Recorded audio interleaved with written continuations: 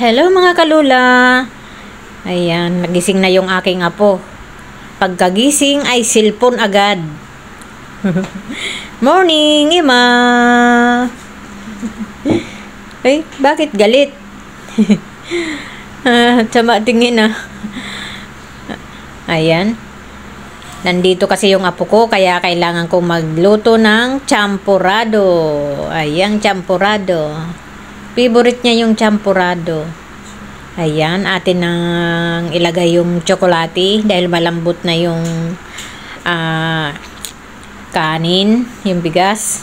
Atin nang ilagay yung tsokolate. Ayan, atin nang halo-haloin. Ayan, atin halo-haloin para mahalo ng mabuti yung tsokolate sa ating malagkit na bigas. Ayan. Yummy ba yan, Hima? Yummy! Ayan. Habang ating pinakukuluan pa, tayo naman ay maglagay ng gatas. Ayan, ang gatas. Isang latang gatas, atin ilagay lahat. Hindi na ako naglalagay ng asukal kasi ano na yan eh. Yung linagay kong tsokolate ay matamis na yan. Ayan. Malapit nang matapos ang ating linuto. Atin dagdagan pa ng gatas. Ayan na. Kain na, Emma. Kain na. Upo na dito sa lamisa. Kain na.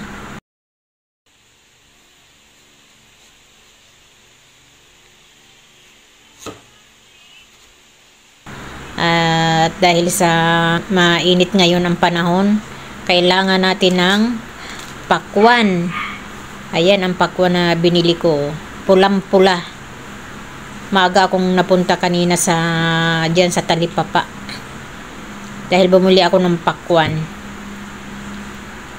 Prutas. Kailangan natin ng prutas dahil napakainit ngayong panahon. Sobrang init.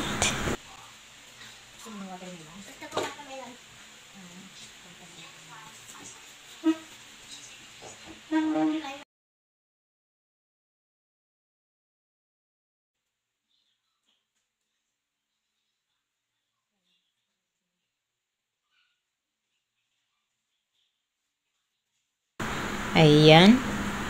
At hanggang dito na lang po ang vlog ni Lola. Thank you for watching.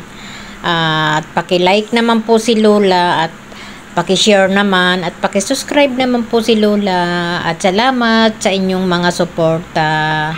And thank you. At hanggang dito na lang po. God bless sa lahat. And bye.